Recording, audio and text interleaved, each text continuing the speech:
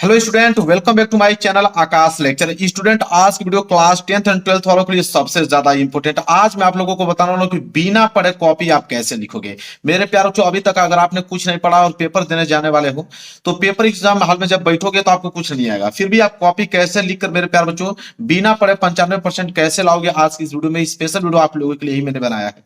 पूरा का पूरा अनुभव शेयर किया मेरे प्यार बच्चों, जितना मेरे पास अनुभव है सब कुछ इस वीडियो में मैंने डाल रखा है। अगर आपको कुछ नहीं आता मेरे प्यारों बच्चों तो इस वीडियो की मदद से आप बिल्कुल 90 प्लस मार्क्स आप अचीव कर पाओगे। आप कॉपी में क्या लिखेंगे मेरे प्यारों की एग्जामिनर देखकर आप लोगों को 95% नंबर देकर अच्छे मार्क्स से आप लोगों को पास कर देगा। आपको कॉपी कैसे लिखना है आज की इस वीडियो में मैं बताऊंगा कि जब कॉपी आपको मिलेगी सबसे पहले आप कॉपी कैसे लिखोगे और सभी बच्चों से अलग कॉपी आप कैसे लिखोगे। पूरी जानकारी इस वीडियो में मैं आप लोगों को देने वाला हूं। अगर पूरा वीडियो देख लोगे मेरे प्यारों तो 95% मार्क्स आप लोगों का बिल्कुल पक्का है। वीडियो को लाइक कर दो और इस वीडियो को वहां शेयर करो जो लड़का अभी कुछ नहीं पढ़ा है, जो विद्यार्थी अभी तक कुछ नहीं पढ़े हैं और एग्जाम देने वाले हैं, तो उनके पास इस वीडियो को स्पेशल भेज दो, क्योंकि इस वीडियो की मदद से उनकी हेल्प हो जाएगी और वो अच्छे नंबर से 90 और 95% लाकर क्या करेंगे मेरे प्यारे बच्चों, पास हो जाएंगे। तो चलिए देखते हैं। सबसे पहले आप लोगों को क्या करना है, सब कुछ आज की इस वीडियो में बताऊंगा कि कौन कोई भी क्वेश्चन नहीं आता तो कैसे आप लिखोगे उसको, कौन सी तरीका, सब कुछ इस वीडियो में आप लोगों को बताने वाला हूं। सबसे कुछ कॉमन बातें हैं जो आप लोगों को ध्यान में रख के चलना है। रूल नंबर फर्स्ट, सबसे पहले जो कॉमन चीज है कि सबसे पहले आप एग्जाम में जो है मेरे प्यारों बच्चों काला और नीला पेन लेकर जाएं। मेरे प्यारों बच्चों, काला और नीला पेन के अलावा कोई भी पेन लेकर नहीं जाना है। आप स्केच वगैरह ले जा सकते हो। एक आपको ब्लू पेन लेके जाना है और एक आपको ब्लैक पेन लेके जाना है। इन दो पेनों के अलावा कोई पेन नहीं लेके जाना है मेरे प्यारों बच्चों, ठीक है।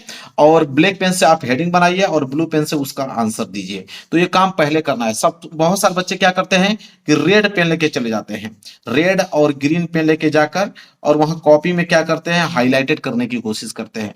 तो ये रेड और ग्रीन पेन का यूज आपको एग्जाम में नहीं करना, उससे मार्क्स आपके कटते हैं, बहुत सारे विद्यार्थियों को फेल कर दिया जाता है। तो ये काम आपको नहीं करना है। इसके बाद मेरे प्यारों बच्चों, आपको पहले ऑब्जेक्टिव प्रश्न दिया जाएगा। सबसे पहले आप लोगों को ऑब्जेक्टिव प्रश्न दिया जाएगा और एक निश्चित समय दिया जाएगा, ठीक है। आपको जैसे ऑब्जेक्टिव क्वेश्चन देगा और उसका टाइमिंग देगा कि 1 घंटे में आपको करने हैं, आधे घंटे में आपको करने हैं, ठीक है। उसको एक निश्चित समय दिया जाएगा। इसके बाद आप लोगों को, उसके बाद आपको सब्जेक्टिव प्रश्न दिए जाएंगे और सब्जेक्टिव प्रश्नों को कॉपी में करना होगा। ऑब्जेक्टिव प्रश्न को आप ओएमआर शीट में करना होता है या कॉपी में भी, इंटर वालों में कॉपी में लिखना होता है। और इस बार तो यह है कि अगर ऑब्जेक्टिव क्वेश्चन से इंटर वाले में भी आ जाए तो उनको भी ऑब्जेक्टिव क्वेश्चन को ओएमआर शीट में करना होगा। उसके बाद आपको सब्जेक्टिव प्रश्न दिया जाता है, ठीक है। और सबसे पहले आप लोगों को इंपॉर्टेंट बात बताएं कि सबसे खास बात है कि फर्स्ट पेज में आप लोगों को काट पीट नहीं लिखना है। काट पीट करना ही नहीं है आप लोगों को फर्स्ट पेज में। फर्स्ट पेज का तो छोड़िए, कम से कम 3 या 4 पेज में आप लोगों को काट पीट नहीं करना है। ये अगर आप आपने काम कर दिया तो समझ लें कि आप बिल्कुल अच्छे नंबर से पास हो गए, क्योंकि first impression is last impression. जब एग्जामिनर कॉपी चेक करेगा और 2-3 पेज उसको बहुत अच्छे तरीके से दिखेंगे, सही सही आंसर दिखेंगे, तो वो क्या करेगा मेरे प्यारे बच्चों कि आगे की सारी कॉपी आप लोगों को उसी तरह चेक करता चला जाएगा, उसको पढ़ेगा भी नहीं, ठीक है।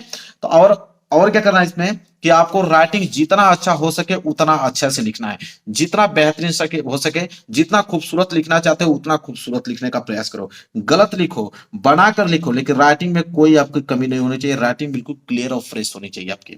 ये अगर आपने काम कर दिया तो आधा से अधिक काम आपने कर दिया, बिल्कुल यही काम करना है। इसके बाद रूल नंबर तीसरा, देखिए रूल नंबर तीसरा क्या कहता है मेरे प्यारे बच्चों, ध्यान समझने का प्रयास कीजिएगा कि जब अब आपको प्रश्न कॉपी मिलेगा। बहुत सारे बच्चों क्या करते हैं, जब उनको प्रश्न कॉपी मिलता है कुछ समझ में आता नहीं, आधे घंटे तो वो व्यर्थ में समय गवा देते हैं, क्योंकि पढ़े लिखे तो होते नहीं है, उनको कुछ आता नहीं है, वो लिखेंगे कैसे, तो आधा घंटा समय निर्धारित ऐसे ही गवा देते हैं। फिर वो सोचते हैं कुछ ना कुछ लिखते हैं, ठीक है। तो अब आपको करना क्या है कि जब आपको प्रश्न कॉपी मिलेगा, सबसे पहले मैं आपको बता रहा हूं करना क्या है कि जब आपको प्रश्न कॉपी मिलेगा उस समय आप प्रश्न को सही सही जरूर पढ़ें। जैसे आपको पेपर मिल गया, आप तुरंत 15 मिनट का समय दिया होता है, जैसे 3 घंटे 15 मिनट का पेपर होता है ना, तब 15 मिनट प्रश्न पत्र पढ़ने के लिए निर्धारित होते हैं। तो 15 मिनट में जल्दी से उस पेपर को पूरा का पूरे क्वेश्चंस को पढ़ लेना और जो प्रश्न आ रहे होंगे उस पे आपको यहाँ पे ट्रिक लगा देना कि ये प्रश्न हमको आ रहे हैं। जो प्रश्न आ रहे हैं उसको पहले करना है, जो प्रश्न नहीं आता है मैं अभी बताता हूं उसको लिखने का तरीका क्या होता है, या कोई भी प्रश्न नहीं आता है तो उसको कैसे लिखोगे, यह काम आप लोगों को करना है। इसके बाद मेरे प्यारे बच्चों, कॉपी लिखते समय आप उसमें गलत शब्द का बिल्कुल प्रयोग ना करें। जैसे गाना हुआ, गाली हुआ, कसम हुआ, प्रेम पत्र हुआ, ये होता है ना, सब कुछ बनाकर अपने लिखा जाता है, ये आपको लिखना ही नहीं है मेरे प्यारे बच्चों। अगर फेल होने से बचना है मेरे प्यारे बच्चों, तो ये गलती आपको करना ही नहीं है। ठीक है, आपको नहीं आता है, अभी वीडियो में बने रहिए, मैं ऐसा ट्रिक आपको बताऊंगा कि उस ट्रिक की मदद से आप दुनिया का कोई भी क्वेश्चन अगर आपको नहीं आ रहा है तो उसका इजिली से आसानी से आंसर दे पाओगे। ठीक है, बस वीडियो में आप बने रहिए, लेकिन इसका प्रयोग आपको नहीं करने, क्योंकि आप एग्जाम में क्या करा देंगे, आपको फेल करा देंगे। तो इनका मतलब इन शब्दों को भूल ही जाइए आप बिल्कुल। इसके बाद रूल नंबर 4 देखिए ध्यान से। रूल नंबर 4 क्या कहता है कि सभी प्रश्नों को जवाब देना है मेरे प्यारों। जो सभी प्रश्नों को, अगर आपके एग्जाम में 30 प्रश्न पूछे जा रहे हैं या 20 प्रश्न पूछे जा रहे हैं, जितने भी प्रश्न अगर आपके एग्जाम में पूछे जा रहे हैं, इतना टारगेट रखिए कि सारे प्रश्नों का उत्तर देना, चाहे वो प्रश्न आपको आए चाहे न आए। आए तो अच्छी बात है, न आए तो उसका आंसर कैसे लिखना है मैं अभी आप लोगों को बताता हूं। तो सभी प्रश्नों को जवाब देना है, कोई भी प्रश्न को छोड़ के नहीं आना है मेरे प्यारों। अगर प्रश्न को छोड़ के आओगे तो आपको जीरो के अलावा कोई भी अंक नहीं दिया जाएगा। जैसे 6 नंबर का अगर प्रश्न है मेरे प्यारों, इस प्रश्न को अगर आप छोड़ दोगे तो जीरो में जीरो नंबर दिया जाएगा। इस प्रश्न को बनाकर लिख दोगे, मैं जो तरीका बताने वाला हूं उससे लिख दोगे, तो 4 नंबर कहीं नहीं गए। 3 से 4 नंबर एग्जामिनर जरूर से जरूर आपको देगा, इस बात की गारंटी है। भले ये नहीं आपको आ रहा है, मैं तरीका आपको बताऊंगा, उससे 3 से 4 नंबर आपको इजिली आप लोगों को क्या होंगे, मिल जाएंगे। तो ये क्लियर हो गया, रूल नंबर 4 आपको समझ में आ गया।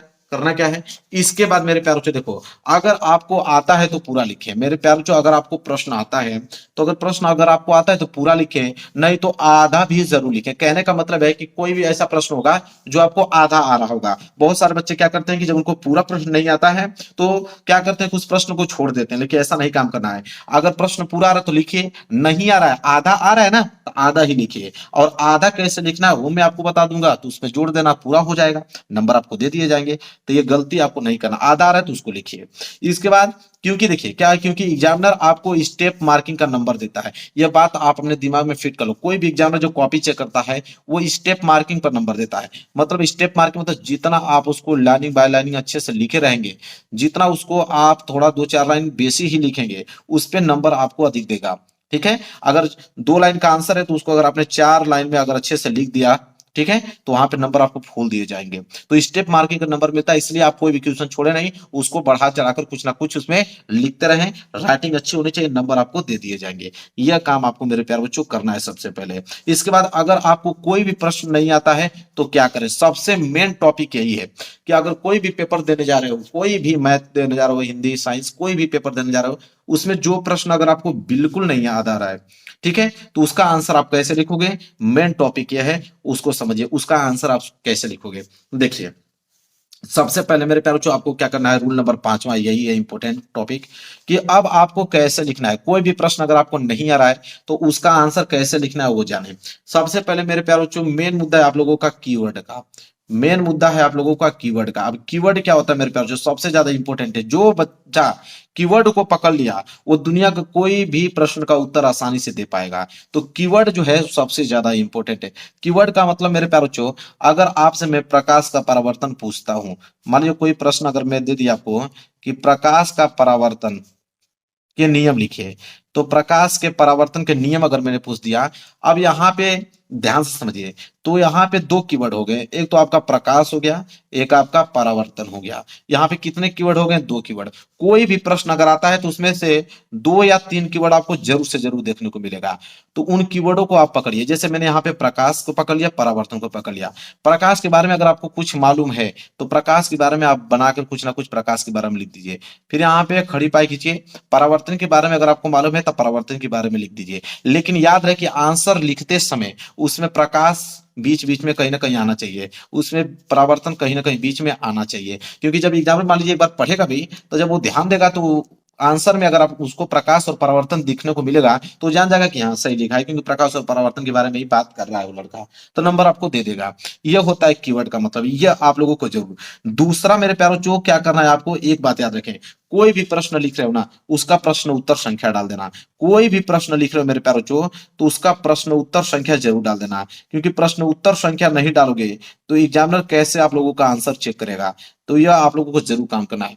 प्रश्न उत्तर संख्या जरूर से डाल दीजिए। इसके बाद अपना लिखना चालू कीजिए। तीसरी की बात यह है मेरे प्यारे बच्चों, हेडिंग आपको नहीं भूलना है। जैसे प्रकाश का परिवर्तन के नियम लिखिए, अगर ये प्रश्न आ गया तो इसका हेडिंग देखिए, सबसे ज्यादा इंपॉर्टेंट होता है हेडिंग।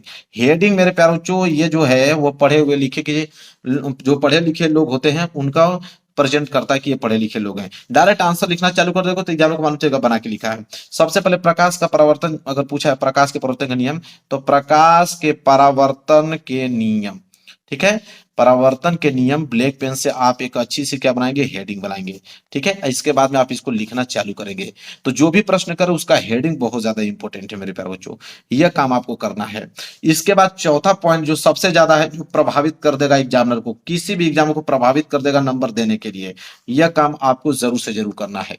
ठीक है, चौथा चौथा पॉइंट मेरे प्यारे बच्चों ये कहता है, एक बात याद रखना कि अगर कोई भी प्रश्न कर रहे हो तो प्रश्न में जो कीवर्ड होते हैं, याद रखिए, जो मैंने कीवर्ड की बात किया, तो कीवर्ड अगर बीच बीच में अगर आपने यहाँ पे 5 लाइन का आंसर लिखा, ठीक है, और यहाँ पे एक कीवर्ड आ गया, उसी कीवर्ड को आपने यहाँ पे भी लिखा है, उसी को आपने यहाँ पे जो जो मेन मेन टॉपिक है उसको आप हाईलाइटेड कर दो। ठीक है, उसको क्या कर दो, हाईलाइटेड। हाईलाइटेड कर दोगे तो एग्जामिनर का ध्यान उन्हीं चीजों पे जाएगा और उसको सही सही मानेगा वो, और उस पे आप लोगों को आंसर दे देगा। तो यह काम आप लोगों को जरूर से करना है। ठीक है, इसके बाद मेरे प्यार जो पांचवा प्रश्न है कि कोई भी प्रश्न छोड़ के आना नहीं है, सारे प्रश्नों का उत्तर देना है। और पेज पे मेरे प्यार जो हर एक पेज पे आप लोगों को कॉर्नर में यहाँ पे अपना रोल नंबर डाल देना है। रोल नंबर आपको हर एक कॉर्नर में अपना रोल नंबर डाल देना है। यह काम आप लोगों को करना है मेरे प्यारे बच्चों। तो इतना काम अगर आप कर देते हो जितना मैं बताया हूं, तो पूरे प्रश्नों का उत्तर देके चले आओगे, कोई भी आपको फेल नहीं कर सकता, इस बात की गारंटी लेता हूं।